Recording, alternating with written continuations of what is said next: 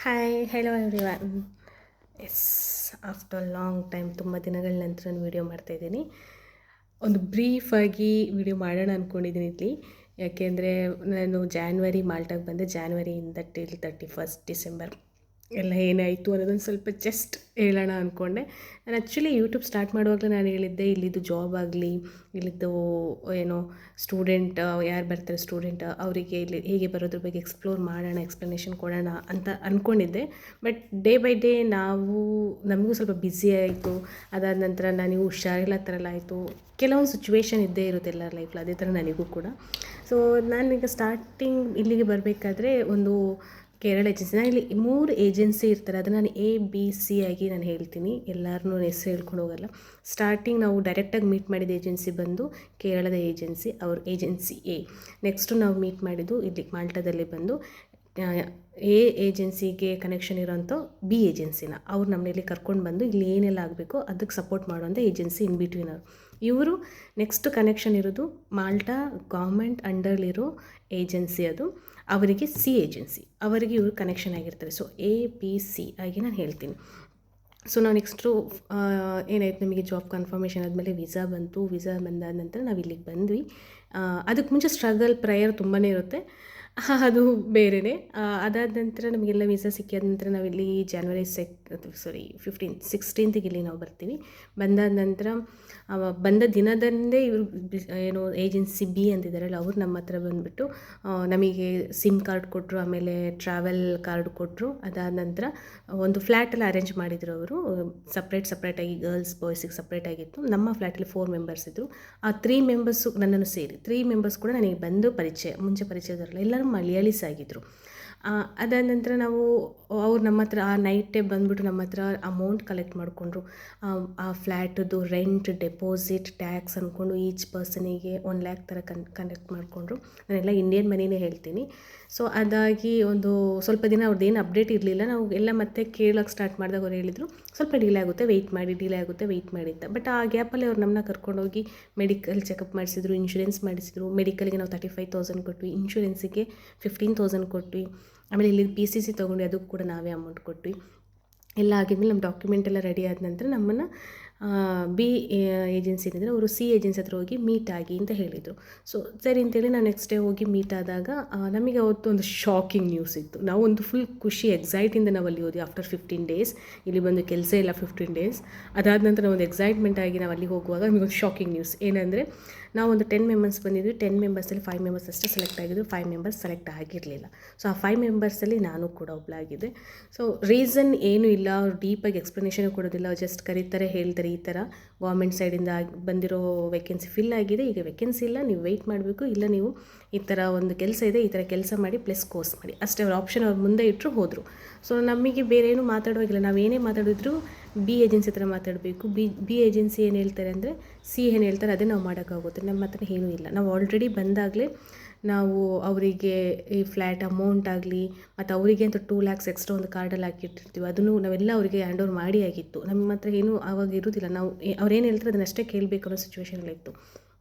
ಅದಾದ ನಂತರ ನಾವು ಅದೊಂದು ಯಾರೂ ಅಲ್ಲಿ ಓಕೆ ಮಾಡಲಿಲ್ಲ. ಅದ್ರಲ್ಲಿ ನಾನು ಮಾತ್ರ ಓಕೆ ಮಾಡೋದು, ಓಕೆ ನಾನು ಕೋರ್ಸ್ ಮಾಡೋಕ್ಕೂ ರೆಡಿ ಇದ್ದೀನಿ, ಈ ಕೆಲಸ ಮಾಡೋಕ್ಕೂ ರೆಡಿ ಇದ್ದೀನಿ ಅಂತೇಳಿ ನಾನು ಓಕೆ ಮಾಡಿ ಮನೆಗೆ ಬಂದೆ. ಮನೆಗೆ ರಿಟರ್ನ್ ಬಂದಾಗ ನನಗೊಂದು ಸ್ವಲ್ಪ ಟೆನ್ಷನೇ ಇತ್ತು. ಅದಾದ ನಂತರ ಮನೇಲಿ ಯಾರಿಗೂ ಹೇಳಲಿಲ್ಲ. ಮನೇಲಿ ಹೇಳಿದ್ರೆ ಬೇಜಾರಾಗುತ್ತೆ ಅನ್ನೋ ಥರ. ಹಸ್ಬೆಂಡಿಗೆ ಹೇಳಿದಾಗ ಹಸ್ಬೆಂಡು ಬೇಡ ಬಂದುಬಿಡು ರಿಟರ್ನ್ ಅಂತ ಹೇಳಿದರು. ಬಟ್ ನಾನೇನು ಹೇಳ್ತೀನಿ ಅದ್ರ ಮೇಲೇ ಇತ್ತು ಡಿಸಿಷನ್. ಕೆಲಸ ಮಾಡ್ತೀನಿ, ಇಲ್ಲ ಬರೋದಾದ್ರೂ ಬಟ್ ನಾನು ಇಲ್ಲೇ ಇರ್ತೀನಿ ನೋಡೋಣ, ಬಂದಾಯಿತು, ಇಷ್ಟು ಖರ್ಚು ಮಾಡಿ ಬಂದಾಯಿತು, ಸೆಲೆಕ್ಟ್ ಮಾಡಿದ್ದೀನಿ, ಇಲ್ಲೇ ಇರ್ತೀನಿ ನೋಡೋಣ ಅಂತ ಹೇಳಿದೆ. ಅದಾಗಿ ಒಂದು 2-3 days ಆದ ನಂತರ ನನಗೆ ಇನ್ನೊಂದು ಶಾಕಿಂಗ್ ನ್ಯೂಸ್ ಕಾದಿತ್ತು. ಅದೇನೆಂದರೆ, ನನಗೆ ಮನೇಲಿ ಯಾರು ಪಿಲ್ಲರ್ ಅಂತ ಇರ್ತಾರೆ ನೋಡಿ, ಆ ಪಿಲ್ಲರ್ಗೆ ಏನಾದರೂ ಆ ಪಿಲ್ಲರ್ಗೆ ಏನಾದರೂ ಆ ಮನೆಗೆ ಏನಾಗುತ್ತೆ, ಆ ಥರ ಒಂದು ಶಾಕಿಂಗ್ ನ್ಯೂಸ್. ಅದು ಒಂದು ದಿನ ನನಗೆ ಮನೆಯಿಂದ ಕಾಲ್ ಬರುತ್ತೆ, ನನ್ನ ಹಸ್ಬೆಂಡದೇ ಕಾಲ್ ಬಂದಾಗ. ನನ್ನ ಹಸ್ಬೆಂಡ್ ಮಾತಾಡಲಿ, ನನ್ನ ಭಾವ ಮಾತಾಡ್ತಾರೆ. ಭಾವ ಮಾತಾಡಿದಾಗ ನನಗೆ ಅಲ್ಲಿ ವಾಯ್ಸ್ ಕೇಳಿದಾಗಲೇ ಅವ್ರು ಹೇಳಿದಾಗಲೇ ಫುಲ್ ಡೀಪಾಗಿ ಹೇಳಲಿಲ್ಲ ಅಂದರೂ ನನಗೆ ಕೇಳಿದಾಗಲೇ ಎಲ್ಲ ಗೊತ್ತಾಯಿತು, ಮನೇಲಿ ಈ ಥರ ಆಗಿದೆ. ನಮ್ಮ ತಂದೆ, ನನ್ನ ಪಪ್ಪ ಎಕ್ಸ್ಪೈರ್ಡ್ ಆಗಿದ್ದರು. ಸೊ ಅದು ನನಗೆ ದೊಡ್ಡ ಇನ್ನೊಂದು ಅಪಘಾತ ಅಂತಲೇ ಹೇಳ್ಬೋದು. ಒಂದು ಫೇಸ್ ಮಾಡಿ ಮುಂದೆ ಬರಬೇಕಾದ್ರೆ ಇನ್ನೊಂದು ನಂಗೆ ಅದರಿಂದ ಹೊರಗಡೆ ಬರೋಕ್ಕೆ ಆಗ್ತಾಯಿಲ್ಲ. ಯಾಕೆಂದರೆ ನಾನು ಇಲ್ಲಿ ಬಂದು ಸ್ವಲ್ಪ ದಿನ ಆಗಿದೆ. ನನಗೆ ಕಾರ್ಡ್ ಇಲ್ದಲೆ ಆ ಕಡೆ ಬರೋದಕ್ಕಾಗೋದಿಲ್ಲ ಮನೆಗೆ. ಸೊ ನನಗೆ ಅದನ್ನು ಹೇಗೆ ತೊಗೋಬೇಕು ಅಂತಲೇ ಗೊತ್ತಾಗ್ತಿರ್ಲಿಲ್ಲ. ಯಾರ ಹತ್ರ ಹೇಳ್ಕೋಬೇಕು ಜೋರಾಗಿ ಇಟ್ಕೊಂಡು ಅಲ್ಲಣ್ಣ ನಮ್ಮವರು ಅಂತಂತಿದ್ರು, ಯಾರೂ ಇಲ್ಲ ಅಲ್ಲಿ. ಇವರು ಮಲಯಾಳೀಸ್, ಬಟ್ ಅವ್ರು ಸಪೋರ್ಟ್ ಮಾಡಿದರು. ಎಷ್ಟೇ ಆದರೂ ನಮ್ಮವರು ನಮ್ಮ ಜೊತೆ ಇರೋ ಥರ ಫೀಲ್ ಬರೋದಿಲ್ಲ. ಅದಾದ ನಂತರ ಅಲ್ಲಿ ಮನೆಯಿಂದ ಮನೆಯಿಂದ ಕಾಲ್ ಮಾಡಿ ತುಂಬ ಸಮಾಧಾನ ಎಲ್ಲ ಮಾಡಿದರು. ಒಬ್ಬಳೇ ಇದ್ದೆ ಅಂತ ಅವ್ರಿಗೂ ಗೊತ್ತಿದೆ. ಎಲ್ಲ ಅವಾಗ ಹೇಳಿದರು, ಸ್ವಲ್ಪ ಜನರ ಹೇಳಿದರು, ನಾನಿದ್ದೀನಿ, ನಾವಿರ್ತೀವಿ ನಿಮ್ಮ ಫ್ಯಾಮಿಲಿ ಜೊತೆ ಹಾಗೆ ಹೀಗೆ ಅಂತ. ಬಟ್ ಗೊತ್ತಲ್ಲ, ಒಂದು ದಿನ ಹೋದಾಗೆ ಅವ್ರವ್ರ ಲೈಫಲ್ಲಿ ಎಲ್ಲರೂ ಬ್ಯುಸಿ ಆಗ್ತಾರೆ, ಯಾರೂ ಇರೋದಿಲ್ಲ. ಅದ್ಸ್ ಓಕೆ. ಅದಾದ ನಂತರ ಅದನ್ನು ಫೇಸ್ ಮಾಡಿ ಮುಂದೆ ಬರಬೇಕಾದ್ರೆ ಸರಿ ಆಯಿತು ಅಂತೇಳಿ ಕೋರ್ಸ್ ತೊಗೊಂಡೆ. ಅದು ನಾನು ಅಲ್ಲಿಂದ ಮುಂದೆ ಬರಬೇಕು ಅನ್ನೋದು ನನಗೆ ತುಂಬ ಇದೇನೇ ಇತ್ತು. ಆ ಟೈಮಲ್ಲಿ ನನಗೆ ಹೆಲ್ಪ್ ಮಾಡಿದ್ದು ನನ್ನ ಹಸ್ಬೆಂಡು, ಫ್ರೆಂಡ್ ಇದ್ದು ಫ್ರೆಂಡ್ ವೈಫ್. ಅವ್ರು ತುಂಬ ಇಲ್ಲಿ ಏನೇ ನನಗೆ ಬೇಕಾದರೂ ಹೊರಗಡೆ ಹೋಗಿನ ತೊಗೋಬೇಕು, ಕೆಲವೊಂದು ವಿಷಯಗಳು ತಿಳ್ಕೊಬೇಕಂದ್ರೆ ತುಂಬ ಹೆಲ್ಪ್ ಮಾಡ್ತಿದ್ದಿದ್ರು ಅವರು. ಸೊ ಅವರೆಲ್ಲ ನನ್ನ ಹತ್ರ ಬಂದು ಇದ್ದು ನನ್ನ ಸಮಾಧಾನ ಮಾಡಿ ಎಲ್ಲ ಹೋಗಿದ್ದರು. ಅದಾಗಿ ನಾನು ಸ್ವಲ್ಪ ಹೊರಗಡೆ ಬಂದೆ. ಆ ವಿಷಯದಿಂದ ಸಡನ್ಲಿ ಬಂದಿರಲಿಲ್ಲ, ಸ್ವಲ್ಪ ಹೊರಗಡೆ ಬರ್ತಾ ಇರಬೇಕಾದ್ರೆ ಕೆಲ್ಸಕ್ಕೆ ಜಾಯ್ನ್ ಆದೆ. ಹಾಗೆ ಅವ್ರು ಏನು ಆಫರ್ ಮಾಡಿದ್ರು ಆ ಕೆಲ್ಸಕ್ಕೆ ಜಾಯ್ನ್ ಆದೆ. ಅದಾದ ನಂತರ ನಾನು ಕೋರ್ಸ್ ಕೂಡ ಮಾಡ್ತಾ ಇರಬೇಕಾದ್ರೆ ಇನ್ನೊಂದು ಶಾಕಿಂಗ್ ನ್ಯೂಸ್ ನನಗೆ ಕಾದಿತ್ತು.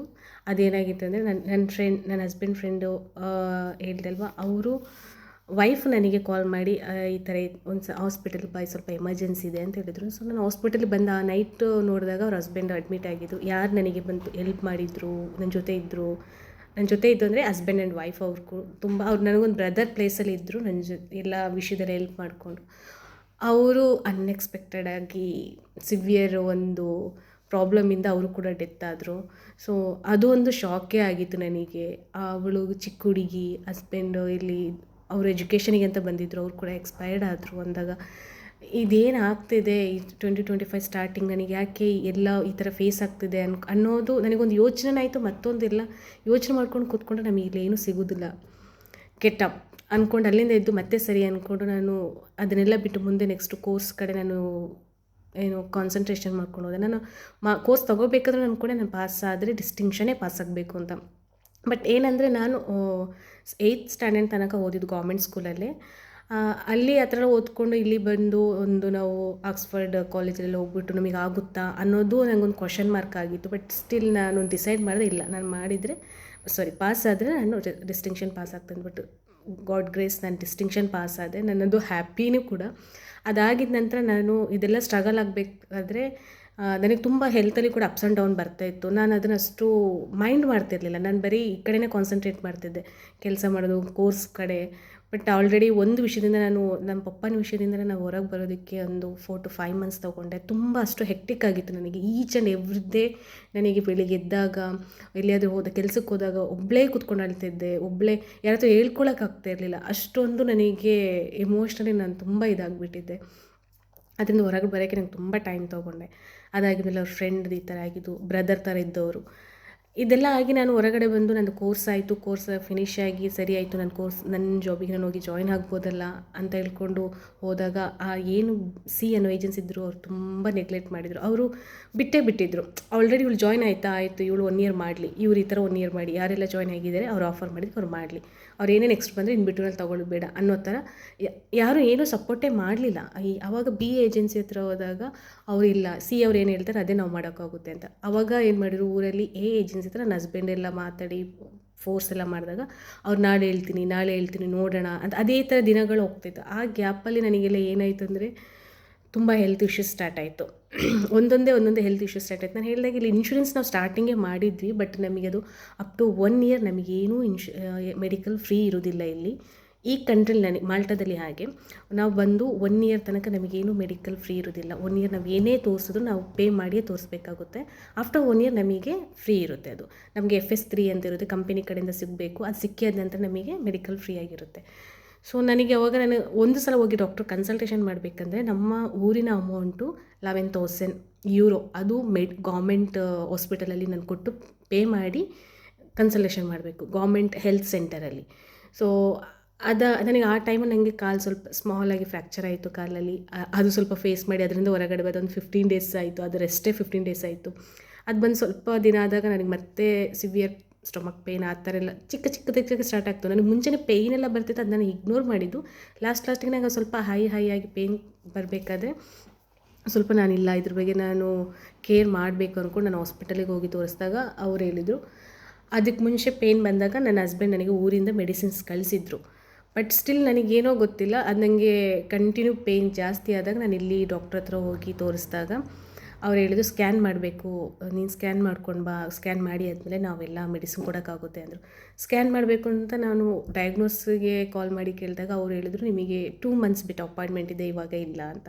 ಸೊ ನಾನು ಹೇಳಿದೆ ಈ ಥರ ಇಲ್ಲ, ಇದು ಸ್ವಲ್ಪ ಪೇಯ್ನ್ ಜಾಸ್ತಿ ಇದೆ, ಸಿವಿಯರ್ ಇದೆ ಅಂದಾಗ ಇಲ್ಲ ನಮಗೆ ಅಪಾಯಿಂಟ್ಮೆಂಟ್ ಇವಾಗ ಯಾವುದೇ ಸ್ಲಾಟ್ಸ್ ಇಲ್ಲ, ಎಲ್ಲ ಬುಕ್ ಆಗಿದೆ ಆ ಥರ ಹೇಳಿದರು. ಎಷ್ಟೇ ನಾವು ಆ ಸ್ಕ್ಯಾನಿಗಾಗಲಿ ಎಕ್ಸ್ರೇಗಾಗಲಿ ವೆರಿ ಎಕ್ಸ್ಪೆನ್ಸಿವ್, ನಮ್ಮ ಊರಿನ ಥರನೇ ಇಲ್ಲ ಇಲ್ಲಿ ಮೆಡಿಕಲ್ ಎಲ್ಲ ತುಂಬ ಎಕ್ಸ್ಪೆನ್ಸಿವ್ ಮತ್ತು ಎಮರ್ಜೆನ್ಸಿಗೆ ಆಗೋದೇ ಇಲ್ಲ. ಸೊ ನಮಗೆ ತುಂಬ ಸಿವಿಯರ್ ಆದರೆ ಆಗ ನಮ್ಮನ್ನು ಕರ್ಕೊಂಡು ಸೀದಾ ಎಮರ್ಜೆನ್ಸಿಗೆ ಹೋಗ್ತಾರೆ. ಇಲ್ಲಿ ಮಟಾಡೆ ಅಂತ ಒಂದು ಹಾಸ್ಪಿಟಲ್ ಇದೆ, ಅದೊಂದೇ ಇಲ್ಲಿ ಇಡೀ ಕಂಟ್ರಿಗೆ ಅದೊಂದೇ ದೊಡ್ಡ ಹಾಸ್ಪಿಟಲ್. ಎಲ್ಲರೂ ಅಲ್ಲಿಗೆ ಬರೋದ್ರಿಂದ ನಮಗೆ ಅಪಾಯಿಂಟ್ಮೆಂಟ್ ಅಷ್ಟು ಬೇಗ ಸಿಗೋದಿಲ್ಲ, ಒಂದೊಂದು ಸಲ 6 ಮಂತ್ ಕೂಡ ಆಗುತ್ತೆ ಕೆಲವೊಂದು ಅಪಾಯಿಂಟ್ಮೆಂಟ್ ಸಿಗೋದಕ್ಕೆ. ಸೊ ಆಗಿರಬೇಕಾದ್ರೆ ನಾವು ಎಲ್ಲ ಪ್ರೈವೇಟಿಗೆ ಹೋಗಿ ತೋರಿಸ್ಬೇಕಾಗುತ್ತೆ. ಮತ್ತು ಚಿಕ್ಕ ಹೆಲ್ತ್ ಸೆಂಟರ್ಗೆ ಹೋದರೆ ಅಲ್ಲೆಲ್ಲ ಡಯಾಗ್ನೋಸ್ಟಿಕ್ ಇರೋದಿಲ್ಲ, ಪ್ರೈವೇಟಲ್ಲೇ ಡಯಾಗ್ನೋಸ್ಟಿಕ್ ಇರುತ್ತೆ, ವೆರಿ ಎಕ್ಸ್ಪೆನ್ಸಿವ್ ಇರುತ್ತೆ. ಈ ಗೌರ್ಮೆಂಟಿಗೆ ನಾವು ಒಂದು ಡಾಕ್ಟ್ರಿಗೆ ಕನ್ಸಲ್ಟೇಷನಿಗೆ 10,000 euro ಕೊಡಬೇಕಂದ್ರೆ ಪ್ರೈವೇಟಿಗೆ ಎಷ್ಟು ಕೊಡಬೇಕು? ಸೊ ಓಕೆ, ನಾನೇನು ಮಾಡಿದೆ, ಇಲ್ಲ ನಾನು ಇಲ್ಲಿ ಗೌರ್ಮೆಂಟ್ ಹೆಲ್ತ್ ಸೆಂಟರಿಗೆ ತೋರಿಸ್ತಾ ಇರಬೇಕಾದ್ರೆ ಅವ್ರು ಹೇಳಿದರು ಸ್ಕ್ಯಾನ್ ಮಾಡಿಕೊಂಡೇ ಬರಬೇಕು ನೀನಂತ. ಸ್ಟಿಲ್ ಇವತ್ತು ತನಕ ನನಗೆ ಮೆಡಿಸನ್ ಎಲ್ಲ ಇದ್ದೀನಿ, ನಾನು ಇನ್ನೂ ಸ್ಕ್ಯಾನ್ ಆಗಲಿಲ್ಲ ಆ್ಯಕ್ಚುಲಿ ಹೇಳಬೇಕಂದ್ರೆ. ಸೊ ಇದೆಲ್ಲ ಸಫರ್ ಆಗ್ತಿರ್ಬೇಕಾದ್ರೆ ನನಗೆ ಯಾವುದೇ ವೀಡಿಯೋಸ್ ಮಾಡಬೇಕು ಅನ್ನೋ ಥಾಟ್ ಕೂಡ ಬರಲಿಲ್ಲ. ಯೂಟ್ಯೂಬಲ್ಲಿ ಹಾಕಬೇಕು ಜಾಬ್ ಬಗ್ಗೆ. ನಾನು ಯೂಟ್ಯೂಬ್ ಮಾಡುವಾಗಲೇ ನಾನು ಅಂದ್ಕೊಂಡಿದ್ದೆ ಏನು ಜಾಬ್ ಬಗ್ಗೆ ಎಕ್ಸ್ಪ್ಲೋರ್ ಮಾಡಬೇಕು, ಮತ್ತು ಇಲ್ಲಿದ್ದು ಎಜುಕೇಷನ್ ಬಗ್ಗೆ ಎಕ್ಸ್ಪ್ಲೈನ್ ಮಾಡಬೇಕು, ಆ ಥರ ತುಂಬ ಅಂದ್ಕೊಂಡಿದ್ದೆ. ಬಟ್ ಯಾವುದು ನನಗಾಗಲಿಲ್ಲ, ನನಗೆ ಸ್ವಲ್ಪ ರೆಸ್ಟ್ ಮಾಡಬೇಕು ಅನ್ನೋ ಸಿಚುವೇಶನ್ಸ್ ಎಲ್ಲ ಬಂತು. ಸೊ ಇದು ಯಾವುದು ನನ್ನ ಕಷ್ಟ ಅಂತ ಹೇಳ್ಕೊಳ್ಳಿಲ್ಲ, ಕೆಲವೊಂದು ಫೇಸಸ್ ಇರುತ್ತೆ ಲೈಫಲ್ಲಿ, ಆ ಫೇಸ್ನ ನಾನು ನೋಡ್ಕೊಂಡು ಬಂದೆ. ಅದಾದ ನಂತರ ನಾವು ಇದರಿಂದ ನಾನು ಒಂದು ವಿಷಯ ಕಲಿತೆ, ನಮಗೆ ಎಂಡ್ ಆಫ್ ದ ಡೇ ಯಾರೂ ಆಗೋದಿಲ್ಲ, ಒಬ್ಬಳೇ ಬಂದಾಗ ಒಬ್ಬಳೇ ಸರ್ವೈವ್ ಆಗಬೇಕು. ಊರಲ್ಲಿ ಕೂತ್ಕೊಂಡು ಹೌದು ಮಾಡ್ತಾರೆ, ಎಲ್ಲರೂ ಕಾಲ್ ಮಾಡ್ತಾರೆ, ಮಾತಾಡ್ತಾರೆ, ಸಪೋರ್ಟ್ ಮಾಡ್ತಾರೆ, ಮನೆಯವರಾಗಲಿ ಹಸ್ಬೆಂಡ್ ಆಗಲಿ ಎಲ್ಲರೂ ಮಾಡ್ತಾರೆ. ಬಟ್ ಇಲ್ಲಿ ಏನು ನಾವು ಅನುಭವಿಸ್ತೀವಿ ಅವ್ರಿಗೆ ಅದು ಗೊತ್ತಿರೋದಿಲ್ಲ.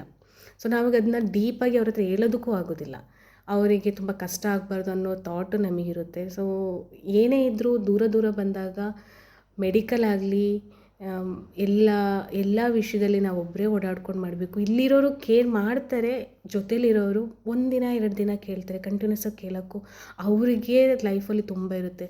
ಹೇಳ್ತಾರಲ್ಲ ನಮ್ಮ ಪ್ಲೇಟಲ್ಲೇ ತುಂಬ ಇರಬೇಕಾದ್ರೆ ಇನ್ನೊಂದು ಪ್ಲೇಟ್ ಯಾಕೆ ನಾವು ನೋಡೋಕೆ ಹೋಗ್ತೀವಿ ಅನ್ನೋ ಥರ ಅವ್ರದ್ದೇ ಇರುತ್ತೆ ತುಂಬ, ಅವರು ಸರ್ವೈವ್ ಆಗೋಕ್ಕೆ ಬಂದಿರ್ತಾರೆ. ಸೊ ಆ ಥರ ಇರಬೇಕಾದ್ರೆ ನಾವು ಇಲ್ಲಿ ಬೇರೆ ಕಂಟ್ರಿಲಿ ಹೋಗಿ ಕೆಲಸ ಮಾಡೋದು it's not A easy job ಹಾಗೆ. ಬಟ್ ಈಸಿ ಇದೆ ಎಲ್ಲರಿಗೂ ಅಲ್ಲ, ಬಟ್ ಕೆಲವರಿಗೆ ಈಗ ನನಗೆ ಫಿಸಿಕಲಿ ಮೆಂಟಲಿಂದ ಬಂದಾಗ ನನಗೆ ಸ್ವಲ್ಪ ಅದು ನನಗೆ ವೀಕ್ ಪಾಯಿಂಟೇ ಅದು. ನನಗಂತ ಆಲ್ಮೋಸ್ಟ್ ಎಲ್ಲರಿಗೂ ಇರುತ್ತೆ. ನಾವು ಫಿಸಿಕಲ್ ನಾವು ವೀಕ್ ಆದಾಗ ಮೆಂಟಲಿ ಅದು ನಾವು ಸ್ಟ್ರಾಂಗಾಗಿರಬೇಕು. ಬಟ್ ನನಗೆ ಆ ಎಮೋಷ್ನಲಿ ನಾವು ಅವಾಗ ಡೌನ್ ಆಗ್ತಾ ಹೋದಾಗೆ ಫಿಸಿಕಲ್ ಆಟೋಮೆಟಿಕ್ಕಾಗಿ ಡೌನ್ ಆಗುತ್ತೆ. ಸೊ ಅದೇ ಆಗಿದ್ದು ನನಗೆ. ಇದರಿಂದ ಒಂದು ಲೆಸನ್ ಕಲಿತು ಮುಂದೆ ಹೋಗಬೇಕು ಅಷ್ಟೇ, ಇಲ್ಲೇ ಕೂತ್ಕೊಂಡ್ರೆ ಏನೂ ಇದಿಲ್ಲ. ಈ 2025 ಸ್ಟಾರ್ಟಿಂಗಿಂದ 2025 ಎಂಡ್ ಡಿಸೆಂಬರ್ ತನಕ ಇಷ್ಟೆಲ್ಲ ಆಗಿದ್ದು. ಇದ್ರ ನಡುವೆ ತುಂಬಾ ಆಗಿದೆ ಅಪ್ಸ್ ಆ್ಯಂಡ್ ಡೌನ್. ಅಷ್ಟೇ ನಾನು ಹ್ಯಾಪಿ ಕೂಡ ನೋಡಿದ್ದೀನಿ, ಇಲ್ಲ ಅಂತ ಹೇಳಿಲ್ಲ. ಬಟ್ 30% ನಾನು ಹ್ಯಾಪಿ ಕೂಡ ನೋಡಿದ್ದೀನಿ, 70% ನಾನು ತುಂಬ ಸಫರ್ ಮಾಡಿದ್ದೀನಿ ಸರ್ವೈವ್ ಆಗೋದಕ್ಕೆ ಕೆಲವೊಂದು ವಿಷಯದಲ್ಲಿ.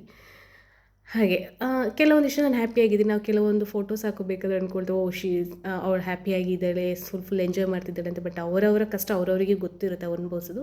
ಅದನ್ನ ಹೇಳ್ಕೋಬೇಕು ಅಂತ ಇರೋದಿಲ್ಲ, ನನ್ನ ಕಷ್ಟ ಅಂತ ಹೇಳೋದಿಲ್ಲ. ಇದೆಲ್ಲ ಒಂದು ಲೆಸನ್, ದಟ್ಸ್ ಇಟ್. ಯಾರೆಲ್ಲ ಅಬ್ರಾಡ್ ಡ್ರೀಮ್ ನೋಡ್ತಿದ್ದೀರಾ, ಇದು ನಾನಿಲ್ಲಿ ಡಿಮೋಟಿವ್ ಮಾಡ್ತಿಲ್ಲ, ಇದು ನಾನು ರಿಯಲ್ ಆಗಿ ಅನುಭವಿಸಿದ್ದನ್ನು ನಾನು ಹೇಳ್ತಿದ್ದೀನಿ ಅಷ್ಟೇ. ಯಾರಿಗೂ ಡಿಮೋಟಿವ್ ಮಾಡೋದಕ್ಕೆ ನಾನು ಈ ವಿಡಿಯೋ ಅಂತೂ ಖಂಡಿತವಾಗ್ಲೂ ಮಾಡ್ತಿಲ್ಲ. ನೀವು ಡಿಮೋಟಿವ್ ಅಂತ ಆದರೆ ಅಂದ್ಕೊಳ್ಳಿ, ಮೋಟಿವ್ ಅಂತ ಆದರೆ ಅಂದ್ಕೊಳ್ಳಿ. ಕೆಲವೊಂದು ಸ್ಟ್ರಗಲ್ನ ನಾವು ರಿಯಲ್ ಆಗಿರೋದನ್ನ ರಿಯಲ್ ಥರನೇ ಹೇಳ್ಬೇಕು, ಅದು ಫೇಕಾಗಿ ಹೇಳೋಕ್ಕಾಗೋದಿಲ್ಲ. ಯಾಕೆಂದರೆ ನಾವು ಕಷ್ಟಪಟ್ಟಿರೋದು ನಮಗೆ ಗೊತ್ತಿರುತ್ತಲ್ವ. ಕಷ್ಟ ಅಲ್ಲ, ಕೆಲವೊಂದು ಪಾಠಗಳು ನಾವು ಕೆಲವೊಂದು ಏನು ಹೇಳ್ತಾರೆ, ಕೆಲವೊಂದು ಜನಗಳಾಗಲಿ ಕೆಲವೊಂದು ಸಿಚುವೇಶನ್ ಆಗಲಿ ಬರೋದು ನಮಗೆ ಒಂದು ರೀಸನ್ ಆಗಿರುತ್ತೆ, ಇಲ್ಲ ಸೀಸನ್ ಆಗಿರುತ್ತೆ. ಅದೇ ಥರ ಅಂದ್ಕೊಳ್ತೀನಿ ನಾನು. So let it be. ಹೀಗೆ ಇನ್ನೂ ಒಳ್ಳೆಯದಾಗು 2026ನ ಒಂದು ಖುಷಿಯಿಂದ ವೆಲ್ಕಮ್ ಮಾಡಿಕೊಂಡು ಮೆಡಿಸಿನ್ನ ಕಂಟಿನ್ಯೂ ಮಾಡಿಕೊಂಡು ಆದಷ್ಟು ಬೇಗ ಹುಷಾರಾಗಿ ನೆಕ್ಸ್ಟ್ ವೀಡಿಯೋ ಮಾಡೋಣ ಅಂದ್ಕೊಳ್ತೀನಿ. ಅಂಟಿಲ್ ದೆನ್ ಬಾಯ್.